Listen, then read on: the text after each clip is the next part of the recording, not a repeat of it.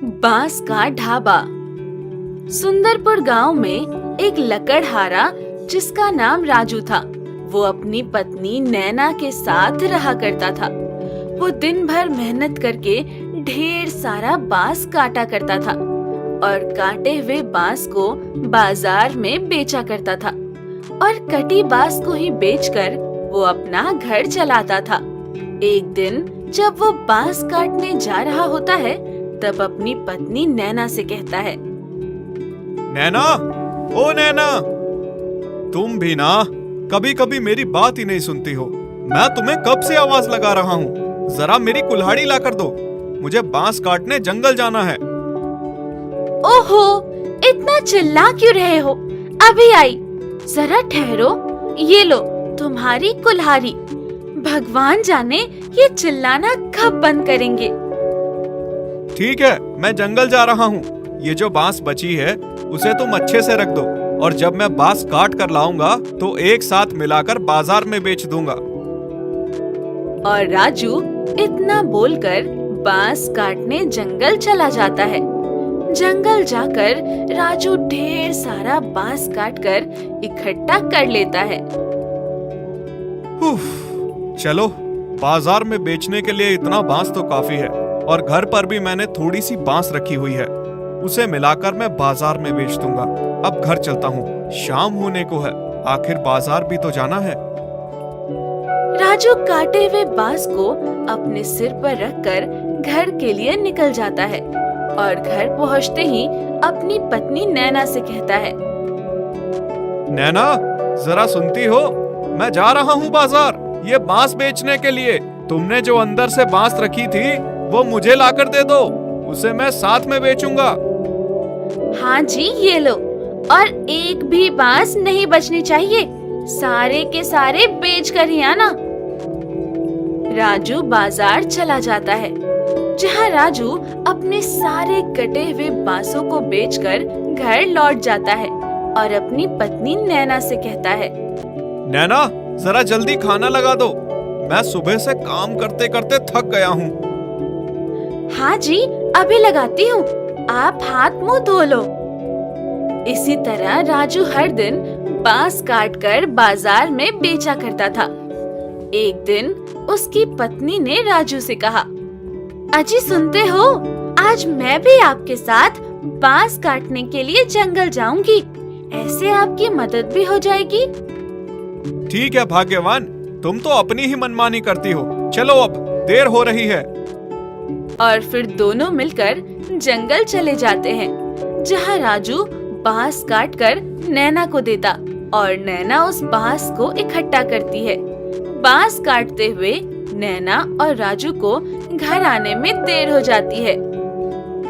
बहुत सारे बांस काट लिया हूँ, अब घर चलता हूँ। हाँ, तुम बिल्कुल सही कह रहे हो। अब हमें चलना चाहिए। राजू और नैना अपने कटे बांसों को सिर पर उठाकर घर लौट रहे होते हैं। वैसे ही राजू को रास्ते में भूख लग जाती है और राजू नैना से कहता है, ओहो नैना, मुझे तो बहुत जोरों की भूख लगी है। ओहो, आज तो मैं भी घर पर नहीं थी। आज तो मैंने खाना ही नहीं बनाया। कोई बात नहीं, मैं गांव में ढाबे में खा लूंगा। फिर राजू और नैना दोनों गांव के ढाबे में जाकर खाना खाते हैं, जहां नैना को वो ढाबा देखकर एक तरकीब सूझती है और अपने पति से कहती है, अजी सुनते हो, मेरे पास एक तरकीब है। क्यों ना हम दोनों मिलकर कुछ ऐसा ही ढाबा खोल दे जो बांस की बनी हो। हम दोनों मिलकर एक बांस का ढाबा बनाएंगे और उस ढाबे में मैं स्वादिष्ट खाना बनाकर बेचूंगी। तुम्हें तो पता ही है कि मैं बहुत ही अच्छा खाना बनाना जानती हूँ। हाँ, तुम बिल्कुल सही कह रही हो। इस ढाबे के पास एक जगह है, हम दोनों मिलकर उस जगह में एक बांस का ढाबा खोलेंगे। नैना की बात सुनकर राजू अगले दिन अपनी कटी हुई बांस से एक नया ढाबा खोल लेता है। फिर उसकी पत्नी उस ढाबे में स्वादिष्ट खाना बनाना शुरू करती है। इस ढाबे की बात चारों तरफ फैल जाती है, जिससे सारे गांव वाले राजू और नैना के ढाबे पर खाने के लिए आने लगे। आइए आइए, इस नए ढाबे पर स्वादिष्ट स्वादिष्ट खाना खाइए। एक बार खाओगे तो बार बार आओगे। आइए आइए। देखते ही देखते वहाँ गांव वालों की भीड़ हो जाती है, जहाँ गांव वाले, राजू भाई, मुझे दाल मखनी और रोटी दे दो। हाँ बहन जी, मुझे भी दाल और भात, उसके साथ स्वादिष्ट सब्जी भी दे दो। हाँ हाँ, मैं अभी आपको गरम गरम खाना देता हूँ। और इस तरह राजू और नैना के ढाबे पर भीड़ लग जाती है, जिसे देखकर नैना कहती है, देखा, मैंने कहा था ना कि अगर हम दोनों भी एक ढाबा खोल दें तो वो ढाबा चलने लगेगा। हाँ नैना, तुम बिल्कुल सही कह रही हो। तुम्हारे हाथों में तो जादू है।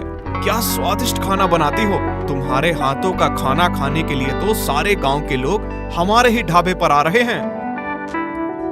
राजू और नैना स्वादिष्ट खाना बनाकर सारे गांव वालों को उस ढाबे पर खिलाते हैं, जिसे देखकर बगल के ढाबे वाले मालिक, जिसका नाम राम बहादुर था, वो राजू और नैना के ढाबे पर भीड़ देखकर जलने लगा था। अरे ये क्या, जब से ये राजू ने ढाबा खोला है तब से मेरे ढाबे पर एक दो ग्राहक ही आ रहे हैं। सारे के सारे ग्राहक तो उस राजू के ढाबे पर जा रहे हैं। इसको तो मैं सबक सिखा कर रहूंगा। मैं अभी अपने आदमियों को बोलकर इसके ढाबे का सत्यानाश करवाता हूँ। हाँ, तुम सबसे मुझे काम है। मैं जैसा जैसा कहता हूँ तुम सब बिल्कुल वैसा ही करना। रात होते ही ये राजू के ढाबे को जलाकर राख कर देना। तब इसे पता चलेगा मेरे बगल में ढाबा खोलने का नतीजा क्या होता है। ठीक है मालिक, आप जैसा कहते हैं हम वैसा ही करेंगे। राम बहादुर अपने आदमियों से कहकर रात होते ही राजू और नैना के ढाबे पर आग लगा देते हैं और वहाँ से भाग निकलते हैं।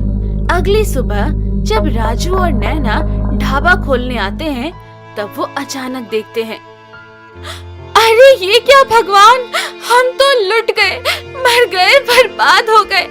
ये हमारे ढाबे को किसने जलाकर राख कर दिया। हाय रे हाय, कीड़े पड़े जिसने मेरे बनाए हुए ढाबे को जलाकर राख कर दिया। भगवान उसका कभी भला नहीं करेंगे। अब हम क्या करेंगे, हमारा ढाबा तो जलकर राख हो गया है। रो मत नैना, मैं कुछ सोचता हूँ। और फिर वो दोनों मायूस होकर आगे की सोचते हैं, जहाँ राजू को उसके दिमाग में एक तरकीब सूझती है और नैना को अपनी तरकीब कहता है। नैना, मायूस मत हो, मैंने कुछ सोचा है। हम दोनों मिलकर फिर से एक नया ढाबा खोलेंगे। मैं कल ही जाकर ढेर सारे बांस काट कर लाऊंगा और फिर से पहले जैसा ढाबा बनाऊंगा। तुम उदास मत हो, इसके लिए भी मैंने कुछ सोचा है। जब ढाबा बन जाएगा तो क्यों ना एक रात तुम आकर ढाबे पर पहरा देना, अगली रात मैं आकर पहरा दूंगा, जिससे हमारे ढाबे को कोई नुकसान न पहुंचा सके। और इस तरह राजू अपनी पत्नी को पहरा देने के लिए कहता है और अगली सुबह राजू ढेर सारे बांस काटकर फिर से दोबारा मेहनत करके एक बांस का ढाबा बना लेते हैं और फिर पहले जैसे ही नैना उस ढाबे पर अपने हाथ से बने स्वादिष्ट खाना बनाना शुरू करती है। आइए आइए, हमारे ढाबे का स्वादिष्ट खाना खाइए। हाँ, आइए आइए, भाई बहनों, एक बार खाओगे तो जिंदगी भर याद रखोगे। और इसी तरह फिर से राजू और नैना के ढाबे पर लोगों की भीड़ जम जाती है।